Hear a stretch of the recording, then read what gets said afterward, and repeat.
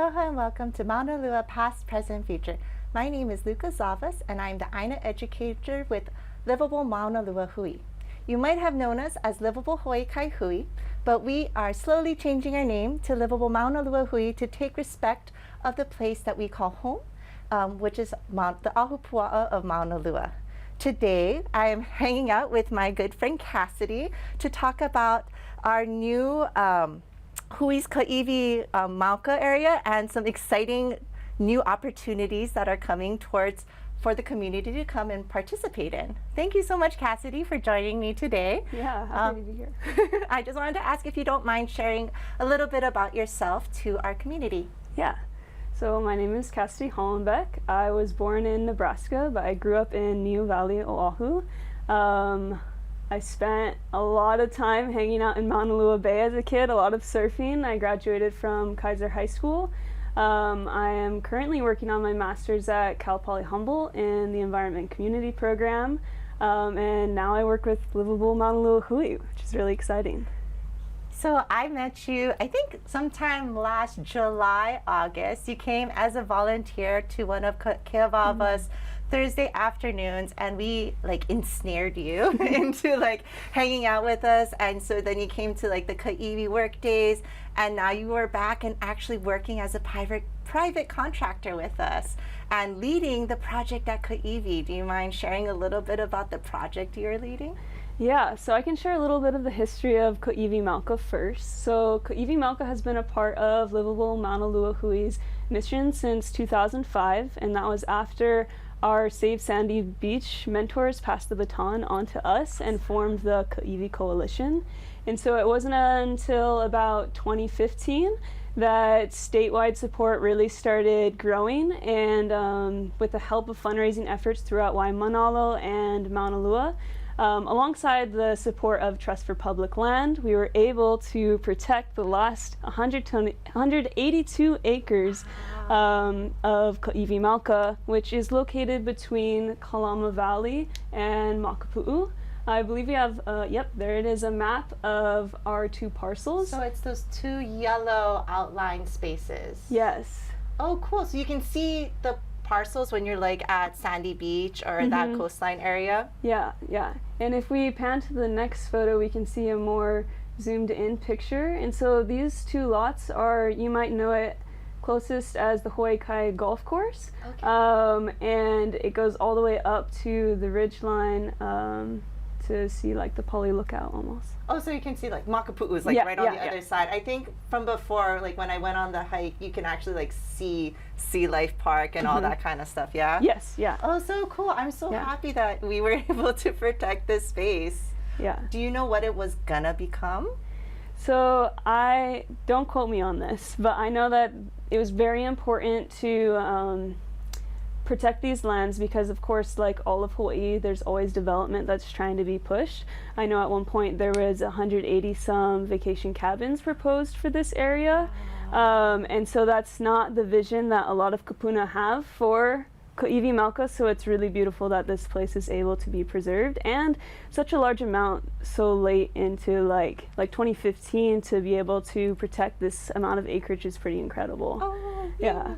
And so since 2015, when it was first protected, the Hui has been slowly working more and more, working to learn more about Ka'iwi Mauka, learning the landscape, what plants grow there, as well as starting some native outplantings, which you have been a part of, Luka. And as well as in 2017, they started a guided hike program, which runs annually, and it's called Ka'iwi Mauka Explorations, which some of you might have been a part of. We still do that program, but it's pretty exciting because we got even more projects happening at Ka'iwi Mauka now. So those, in case anybody wants to come, those guided hikes and the program starts usually is around November, yeah? Yes. Yeah. All right. And so you just alluded to, but there's more exciting things in the works. Do you mind sharing? Yeah, yeah. So it's a really exciting time to be working at Ka'iwi Mauka. I feel super blessed. We are working with an organization called Townscape to build a long-term management plan for Ka'iwi Mauka because it's 182 acres. It's a lot of land. what's really exciting for me about the project is that I get to come in contact and learn from a lot of different organizations that have a lot of knowledge to share. So I'm working with Townscape, of course, organizations such as Honolulu Fire Department, all the way to Na'alahele Trails and Access Program, even Noho Papa doing cultural anthropology on the site.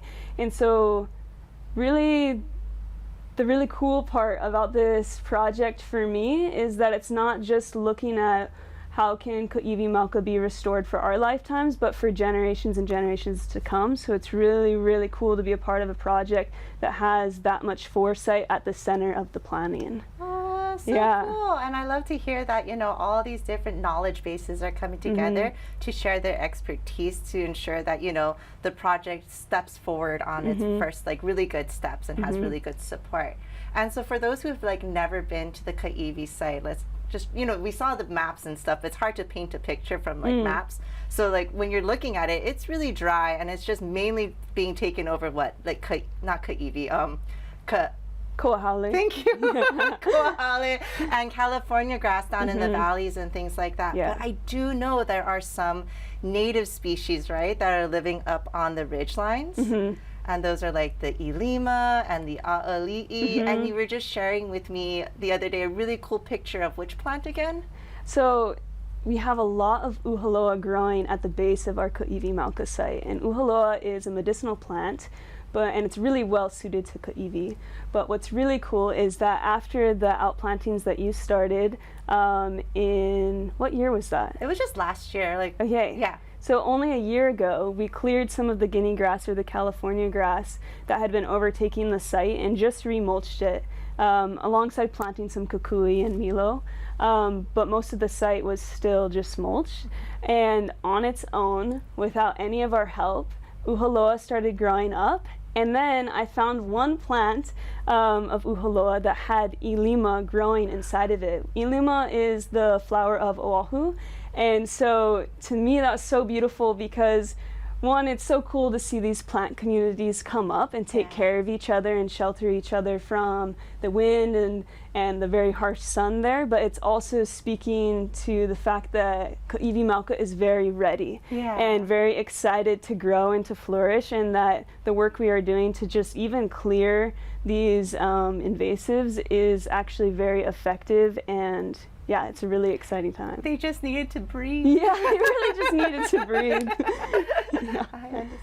Yeah, so, so exciting. I'm looking forward to, like, it's been a little while since I've been back, but I'm looking forward to see, like, how much it's grown in this past year, and I couldn't be more excited to, like, have the little garden that I started, like, you know, being passed on to you, because you were one of the first volunteers there too, helping taking care of the garden back then. So I know you'll be able to watch that a'ali'i that you planted grow up into a big, beautiful bush. Yes, I say hi. So I planted an a'ali'i the first time I volunteered there. And at first it had probably 4 leaves on it, and now it had, oh my goodness, I couldn't count all the leaves. Oh, so exciting. Say hi to her every time. It's also exciting because last week I just planted uala for the first time, and Ka'iwi Mauka has a long history of cultivating uala sweet potato, and March is the ideal time to be planting, so it's really exciting because we're also getting into, like, traditional cultivation. Oh, that's so exciting. I can't wait. If you have enough uala, I would like to be one of the first to taste if you can. Yes, for sure. Well, that's a lot of stuff about Ka'iwi. It is a lot of exciting things happening at Ka'iwi, but also, I can share about the volunteer days quick. Yeah, of course. So we're starting our volunteer program again, which is really exciting, bi-weekly. So twice a week you guys can come out and hang out at Ka'iwi Mauka. So we have Sundays 9 a.m. to 12 p.m. and then Fridays 4 p.m. to 6 p.m. Just RSVP. You can go through our website, lhkh.org, and we'd love to see you there. We're going to be getting up to a lot of fun things, including planting native plants, removing more guinea grass, talking story, hanging out, enjoying the beautiful scenery of Ka'iwi Mauka. And I know you are offering something that's a little different from what was happening before. I kind of spied on the the flyer that on Sundays you would be able to what? Take a hike? Yeah, so we do have trails that are maintained throughout our Ka'iwimalka parcels, and hopefully as we go forward we'll be able to move into kind of what I would like to call a Kipuka project, which is trying to take care of the native plants that are already growing in this region. Awesome. And to help build out their communities as opposed to trying to start our own. So awesome. It's really exciting because the first step would to go in and look and track where are plants already growing, and then establishing a relationship with them, and then seeing what they might want planted around them. So people definitely to like start coming now, because then you can be like at the beginning of the project and be able to see like how your work is done, because you know these kinds of things take 10 years to really see anything. So be there in the forefront, and like be a part of like the hands that are able to help all these native plants already there breathe a little bit more too. Yeah. So exciting. Yeah. So that's a lot about Ka'iwi. What has been going on at Ke'awawa? I still work there sometimes, but not too often, and I need to get caught up. Yeah, so this past year has been just full of a lot of fun. We've had so many volunteers come through. Our main volunteer days are second Saturday, so we have the land is open. As you can see, we have big groups of folks from age 0, I would like to say before, like age 0 to age 99, because at the time I was pregnant, so we had even like pre-0. But we have folks from all over the community, and it's been a lot of fun because not only have like we've been able to like have like even teachers come out, and groups like big school groups come out, but we've also started to like kind of build out our core volunteers. So like the same people coming over and over and over again. And then we started up our talk story series last year, like actually doing like consistent talk stories where community members can come learn history of Mauna Lua, or come learn about all the different parts of the niu. Coming up in March, you'll even be able to like make your own apu, which is like a traditional drinking cup that was used in like ava ceremonies and things like that. Or you can just use it to like, you know, drink from Mahi La Pierre. And then we are working on our behind the Keiki Dry Forest, although I do need to rename it because it is not tiny anymore. Yeah. They're like kind of growing above my head, but we're starting to terrace behind it. And it's just like a really fun community group, because not only are folks from Mauna Lua coming every week, but we're also having some of our regular volunteers be like, I like this spot. So for example, Dawn is like, I love to get in the water. And so now I don't have to like jump in and out of the water to like, you know, take care of the people in the water and then go check in on our volunteers who don't want to get wet. But Don's like, let me lead. And so he is now leading the water work to help like prepare the, maintain the moats that we have and the channels that we have for the Alai'ula and things like that too. So it's just been really fun to be able to connect with the community and connect with our regular volunteers and see the same people just as excited and falling in love with Ke'awawa as much as I did like the first time that I had come, and as much as like you did the first time you came, because I know we ensnared you and brought you back. Yeah, so that's a little bit about the volunteering and things, but I know that you've been doing a lot of work to help the Alai'ula. Can you tell me a little bit about the projects you have going on? Yeah, so the Alai'ula is like my near and dear bird, and kind of has like really brought me forth in where I've done with my conservation, brought me to Ke'awawa wetland. And so back in 2020, 2021, we were able to, you know, as you saw, channelize the Ke'awawa side, and that's really been receptive to the Alai.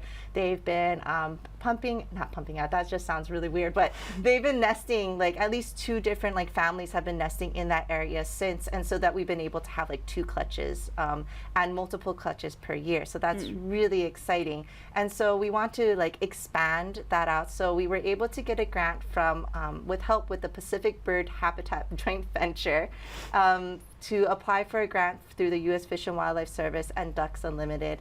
And so that grant helps to help pay for doing restoration work on the Oahu Club side. So right now the Oahu Club side has a Alai'ula there, but their like bulrush is still bank to bank, you know, for it, and it's just like this big block. So we are going to be channelizing this out, and you'll be able to see in one of our photos of us going through the bulrush and looking for nests, because that's really important. Oh, this is us pulling up all the bulrush with our volunteers. And then in our next photo, I believe, that's the channels that we were doing on the second Saturdays, to just keep that moat for, to encourage that invasive species such as cats and mongoose and rats do not go into the bulrush where the birds are nesting. Yeah. And so the first time I got in the water with you, I thought that it was only going to be like 2 feet deep. Nope. Oh my goodness. At one point we were swimming. We were swimming, like some places it is 2 feet deep, and then you take a couple steps and you're like, whoop, up to your elbows. But yeah, so this is the map that we made of us walking through the bulrush. As you can see, the lines aren't straight because the bulrush is 6 feet almost above our heads. And even though we're trying to use the coconut as our like guide, it's so hard to like walk a straight line. So you can see on the map, there's like all these little red dots of where we saw nests. And so this informs me of like, as we were trying to make new channels and divide up the bulrush, where are the ŌleloNet using, and so that we do not disturb the spaces that they are already using, because you know they've claimed it as their home, and we're going in to like enhance their home, not make more problems for them. So it's really fun to be able to do that. I think the next photo you can actually see us, or and that's their nest. It's the cutest little nest. They weave. I've learned that the mom will sit and choose a spot and then tell the dad to go and like bring her nesting materials, and she'll weave them. And these nests actually stay season after season. So as long as like some storm doesn't come through and destroy them, they will reuse nests. And we've also heard and learned that some nests are for like incubation of the eggs, and then other nests are like eating and resting platforms, so they'll have multiple nests across the wetland space. Oh wow. Yeah. Oh, and here's the photo that keeps talking about of us being in the bulrush, and you see Cassidy's little white hat, and she's like literally laying down into the bulrush to try and like make us a path, because it was just a wall of bulrush. Yeah, that's more of a workout than I ever thought it was. So usually when we would do these surveys, Luka would be in the front and then I would be trailing behind, and I was like, wow, this is so easy and fun. I'll just be looking for nests. And then Luka was like, okay, let's switch. And come to find, the whole time she was plowing through all of these bulrush. By the end of the day, my like legs were so sore. Yeah. Yeah, a lot of respect for Luka. It's called the Aina like gym, Aina workout. Yep. Yeah. So that's for the ŌleloNet though, all of those surveys. Is there another bird that you've been working for? Yeah, so I know you guys can't see it, but my earrings are the IO. If the IO is a beautiful, like stilt, they are about this tall, with long pink legs. They're white underbellies and like have a black top with little white eyebrows. They are so cute. And we can hear them flying over Keawava all the time. They're going like, as they're flying over. And right after we had done the initial channelization of Keawava, the front area, which I thought I was going to make into a lo'i, I was building mounds and all that kind of stuff for it. The IO came and they're like, oh, perfect. This is where I'm going to make a nest.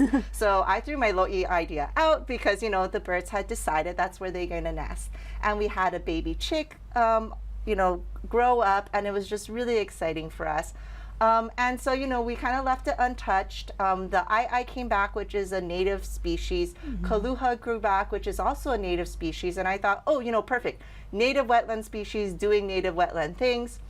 The IO did not think so. Oh, no. They were so upset that I took their mud flat away and that I let the natives come back. So we came to learn that they really liked having that wide open watered space where you can see the mounds of like mud. So we are working to enhance the front area to make mud flats. So as you can see here, we started digging out a little spot. But like right behind us, you can see all of the native and some non-native species now just growing over it. So we're just working to dig it all out. And it's not just me. I have a lot of wonderful volunteers that are coming on our Sunday and Thursday afternoons. It's literally just like cutting out little like squares of the and grass and just turning it over. We even had a school group from Kaiser High School come out, and they're a wonderful group of boys. They came during their Monday period,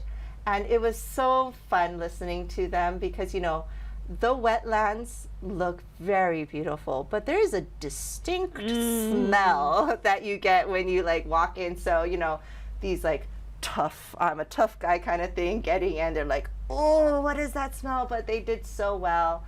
And just, you know, we have these wonderful waders for people to wear. And as you know, the waders are mainly there to protect you from anything that could be in the wetland, because before we took care of it back in, I think we started taking care of for the space in 2014 is when we like signed. So we did our 10-year anniversary. It was like, you know, Ka'ivi, it was just Kiave from like, and Halekoa. And so I do hear stories that, you know, some people dump things. Like we found a tire in the wetland. We did find a we tire. have to go back and dig that out. But we found a tire in the wetland. So, you know, we wear those waders really for protection of us. And I like to remind people, it's not that it's going to protect you from getting wet. And so like when we went into the middle, like not even the middle channel, we were just like going along the edge. And then you just watched me like sink lower and lower and lower.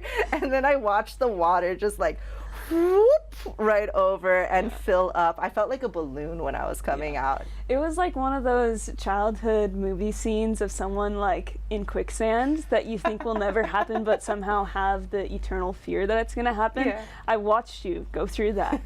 No, it wasn't that bad. She could still stand. It was up to here, but just to like slowly sink. And with the smell of the wetland, it's definitely a unique experience. Yeah, no, it's like I've come to love it. Like my car has also come to love it. It does smell like the wetland too.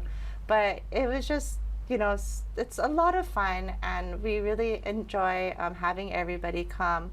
And, you know, with me being on the land more and being able to have this like position and things, we're opening up the wetland, not only on our second Saturdays, but we have expanded it to be every Thursday and Sunday afternoons from 3:30 to about 5:30, 5:30, you know, depending on how hot it is and how enthusiastic everybody is. You know, Thursdays we're kind of like aiming it to be a little bit more like, you know, come garden with us, to be a little bit more laid back. But on Sundays, you know, really focusing in on getting in the water and removing bulrush and doing all this, because these birds, both the Aio and the Alaiula, are conservation reliant species, meaning that without active work from us, the places that they call homes would be overrun with invasives and predators and things. So by us getting in the water and working, it's actually benefiting them. And we can even see it, like last year we had the 3 clutches go through, and we had I would say 50% survivability, which is pretty high for these birds across. And like I'm getting ready to watch them, you know, be the older siblings to this year's. Like I'm already hearing in the bulrush a bunch of like chit chit chit chit chit chit chit calls and chit chit chit chit chit. And so, and then like what, this past second Saturday, yes, oh my goodness, the Io came and landed in the mud flats that we were working in. Oh, so exciting. It was so exciting because so I had never seen an Io before, and I knew that Luka was developing this project specifically to make a habitat for these birds, and we were working terracing some like sloped area, and all of a sudden she heard the call of the bird and like froze, and I was like, what's happening? And then we saw that it was an Io, right? Yes. And that's when Luka and I started jumping up and down. Everybody's like, what's going on? Yeah, and they're like, you're gonna jump on the plants, and we're like, we gotta be excited right now. Yeah, but then it came back with a partner, right? Yep, they came back, and you know, they're circling, they're checking it out. It's still not quite to like their standards yet, but that's really hopeful that they're looking at our space. There's still a lot of like green, like for a little while, especially when they were there, it just had rain, so it's like really filled with water. But as like our wetlands are shrinking a little bit, a lot of like that green shrubbery that we haven't gotten to yet is like starting to show. So I think they're like, oh, it's not ready yet. So we're working on that. But I'm just so excited. I'm hoping that they'll come and they'll, I just want Keawava, and I think all of us just want it to be a safe space for the birds to like call home and live. The Ai'o are a little bit more, not migratory, meaning that they fly from like island to island or from here to the continent or anything, but they are a little bit more mobile. They'll like go to Keawava, then go to like Hahaiona Elementary School to check out the grass there, maybe fly over to Paiko Lagoon a little bit, and then like back to the post. Like I watched them fly over Hawaii towards the post office, and so I need to check out where they're going. But they travel across Maunalua, and so just being able to like have them identify Keawava as a safe place to like have babies and raise babies is like a really good first step into ensuring that their populations like continue and things like that. The Ōlelo are a little different. They're like homebodies. They're more introverted. They have their home. They like to stay in their home, and they don't travel as much. They do travel. Like mainly they travel like when there's too many, and then like I think the parents are like, nah, this is my space. You need to go find your own home, and they kick them out of the nest and things like that. But we're not there yet with our Ōlelo, but hoping soon that with all of the channelizations and enhancement that we're doing, that we'll be able to like, increase our brood and be able to have a lot of birds. Aw, that's so awesome. Yeah. Okay, so if you had one last thing to say that you wish people knew about Keawava wetland, just from the outside, because we're in a pretty urban setting, what do you want them to know about Keawava wetland? Just the way that it like, so like there's cars going and there's all this like work and stuff like that, but I don't know how it happens, but like when you walk through those gates, it almost feels like this like whoom comes over, and like now all I hear is the rustling of the like new trees and the calls of the birds, and like you still hear the cars, but it's not as like pronounced anymore. So you get to like take a step into a very beautiful nature space and get to like learn the plants and get to touch everything, and not take a step back into history because we don't really know what it looked like, but we can take a step almost like into the future of what could Maunalua look like if we were able to just plant all these natives and create a space where all these native plants and birds could thrive in and amongst us, that we don't need to just go to Keawava to experience them, that we could like go to your backyard or like go down to Costco and like have them in and amongst us. Yes, awesome. But I spoke a lot, and I just want to say thank you so much for coming and joining with us. If you want to come and check out and volunteer with us, you can go to our lhkh.org website, and on there we have our volunteer dates, and we look very forward to seeing you on the land with us and to come hang out with us and geek out about native species and plants. Thank you. Thank you.